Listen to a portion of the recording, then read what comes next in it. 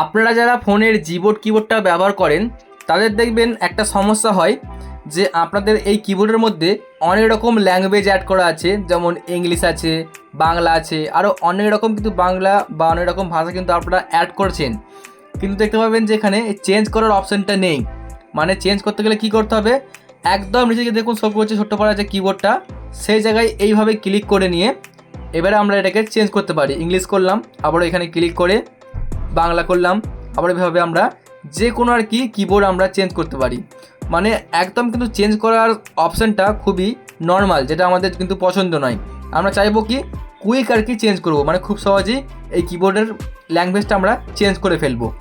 এটা আপনারা অনেকে করতে চাচ্ছেন, কিভাবে করবেন দেখিয়ে দিচ্ছি। তো প্রথমে আপনাকে কি করতে হবে, এই কিবোর্ডটার সেটিংসে আপনি চলে আসবেন। আমি সেটিংসে ক্লিক করলাম।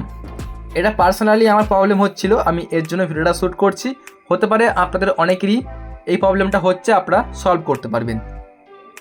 এখানে দেখুন এই যেতে পাচ্ছেন প্রিফারেন্স যে অপশানটা, আপনাকে এইখানে ক্লিক করতে হবে। এখানে দেখুন যাবতীয় সেটিংস আপনি পাচ্ছেন, শুধুমাত্র এখানে খুঁজে নেবেন ল্যাঙ্গুয়েজ সুইচ কি। দেখুন এখানে শো করছে ল্যাঙ্গুয়েজ সুইচ কি, এটাকে আপনি অন করে দেবেন। ব্যাস, তারপরে ব্যাকে আসুন, কিবোর্ডটিকে এবার আপনি অন করুন।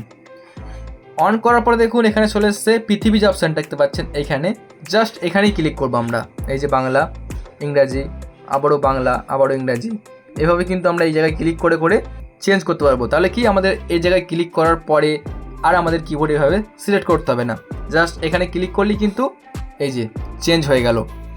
তো যদি আপনাদের এই ভিডিওটা একটু হেল্পফুল হয়ে থাকে, যারা আপনারা ফোনের কিবোর্ড ব্যবহার করেন, তাহলে কিন্তু অবশ্যই লাইক করে আমাদের চ্যানেলটিকে সাবস্ক্রাইব করবেন।